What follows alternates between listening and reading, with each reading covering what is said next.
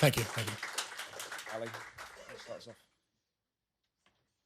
Congratulations, Ange. I mean, you've told these players throughout they were going to do something special this season. How does it feel to see that realised? Yeah, look, it's hard sort of to put into words the emotions. Super proud of the players. It's a quote, my favourite Australian Prime Minister, Paul Keating, he said, after an unlikely victory, he said, this is one for the true believers. And this is certainly one for the true believers. And that means, an unbelievable group of players who never wavered, never lost faith in me and what we were doing. Unbelievable football staff led by brilliant coaches, people who work at the club, from board down, whether that's Lily Whitehouse or at the training ground, and supporters. I know people think I've got this sort of fractious relationship, but every supporter I ever bumped into was just so kind in reassuring me that,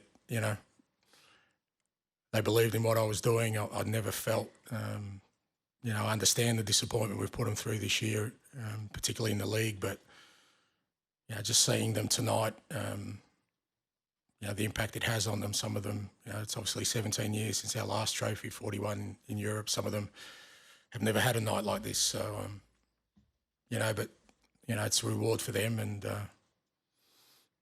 finally to my beautiful wife and my boys and my family, my friends who, they're all my inspiration because I'm kind of the front man. It's easy for me to sort of take on the responsibility, but they've got no choice but to come along for the ride, and just seeing them out there now on the pitch, smiling faces, couldn't be happier. Congratulations. I know you've not wanted to make this Europa League run about you, but is this your biggest achievement? You've had some amazing achievements in your career, but given the circumstances, given it sort of became this all or nothing match, is it your biggest achievement? Look, I feel if I say that, then it diminishes, not for me, the other achievements, but the people I shared them with. But it's definitely been the toughest thing I've ever done, without a shadow of a doubt. And I knew that going into it. You know better than me that this club's had some unbelievable world-class coaches, world-class players, and they haven't had a night like this. So I knew what I was taking on. And it's fair to say that it's been really challenging because, wherever else I've had success by this stage, I've kind of had the faith and trust of everybody. And here it's been different. And I understand that's not a criticism. It's just, I think, because of the club and the way it's sort of its recent history or its history, I don't think they could always ever go all in on one person. And for me, that's always how it's worked well when, people kind of back my vision. So, but within that, I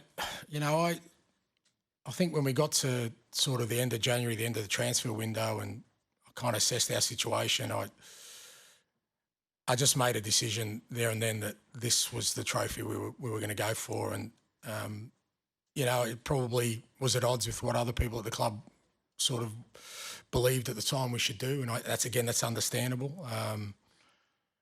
But I just really believed we could win. We could win this. And sort of everything we've done since then, everything we've done at training, everything we've done in terms of the games, the teams I've selected is about making sure when these games came around, the Europa games, that we're in the best possible condition to tackle them. And that's come at a cost for sure in the league, and I've got to take the responsibility for that. But I just felt like the end game of winning something was more important, and it was the only way I was going to do it. Tom. Congratulations. Thanks. You've spoken about what a turning point this could be, the growth that the team can get from this victory. How hungry are you to drive this team forward, given the Champions League football next season? Yeah, very, because we've got a really young group of players, and you can talk to them about success and what it means, but until they feel it,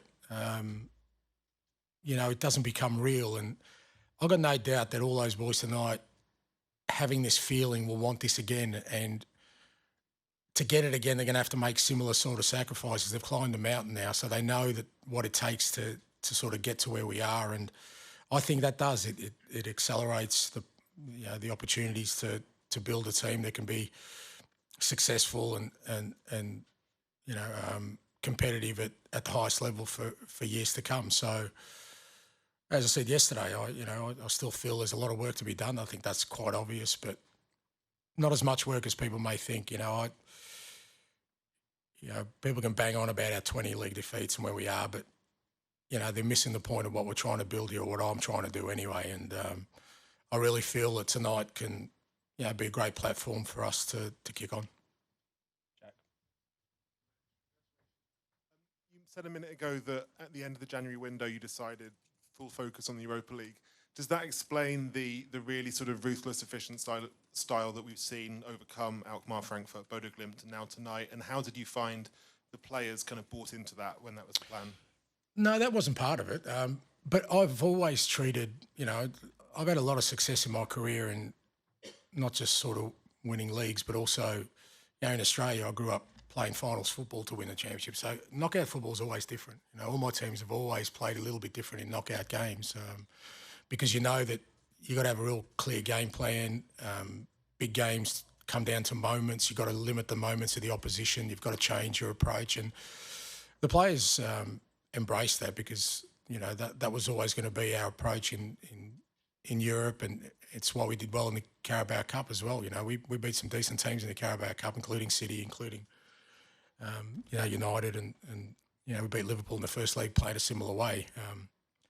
But also it helps that I've got Van der Ven and Romero and Vicario and Udogie and Porro, all these guys available. And again, that was part of the sort of mindset of making sure they were available for these big games. And I thought the lads handled the whole Europa sort of knockout stages, brilliantly. Knew what we had to do. Were really efficient with what we did, and I think got the just rewards. George. Hi, Ange. Well done. You mentioned a lot of people at the top there. Your dad's no longer with us, but what would he make of his son doing this, and what does it mean back in Australia as well? Yeah, he's still with me, mate.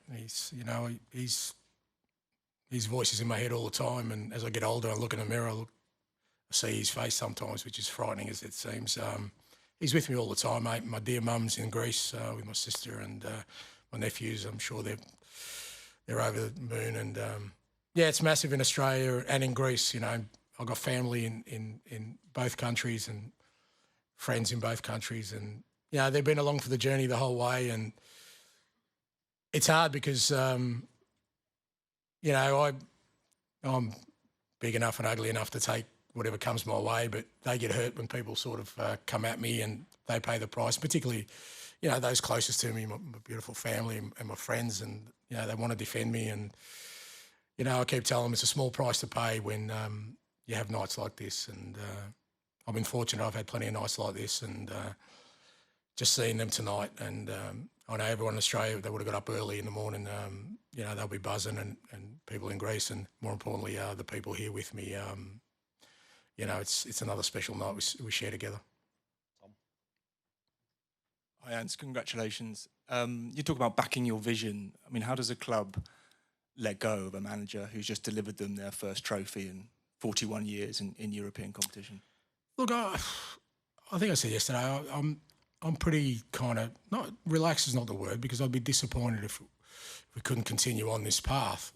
But, like I said, it's not a criticism. I understand why it would be difficult for a club like this to buy into one person's vision. I remember even when I signed, it was kind of, the club, I think even Daniel sort of said, we went after winners, it didn't work, and now we've got Ange. And, mate, I'm a winner. I've been a serial winner my whole career. It's what I've done more than anything else, And I know people talk about my football, which I'm very proud of, and I know people dismiss my achievements because, they didn't happen to happen on this side of the world. But for me, they're all hard-earned, and all I've done my whole career is win things. And but I understand, look, obviously the way things have gone in the league, you know, people are rightly to be concerned about. Like I said, I don't think there's a true reflection of where we're at. But whatever happens, I said my own sort of belief in what I do doesn't waver, and I'll continue to kind of push on to do what I do. Ange, well done.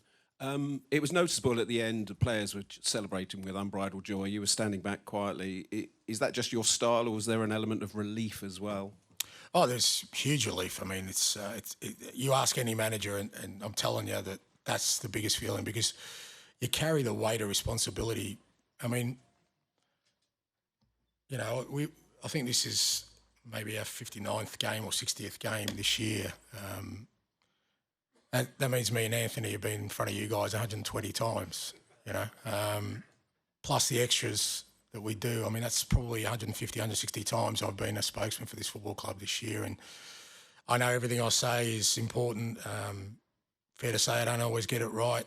So all that kind of responsibility weighs on your shoulders. And so it is, it's relief, but also I'm a lot older than those guys, mate. And I've learned to understand that what makes nights like these memorable is to remember them. So I kind of stand back and just watch everyone else enjoy it, and that's all I need. James, final one, please. Congratulations, Ange. I know you said you're sort of relaxed about the situation, but can you just give us an idea of what the next few days are like? Is there a meeting planned with Daniel or with the hierarchy? Because you must want some clarity one way or the other. No planned meetings. I haven't had any discussions. No one's spoken to me about anything. Maybe they felt like they don't need to, or they were waiting for this game. Look, what I do know is that I'm going to go back to my hotel room, get my family and friends together, open up a nice bottle of scotch, have a couple of quiet ones, get ready for a massive parade on Friday, play Brighton on Sunday, really important, our last home game. We want to finish strong, and then Monday I'm going on holidays with my beautiful family, because I deserve it. And que sera, sera. Thank you very much. Thank you. Thank you.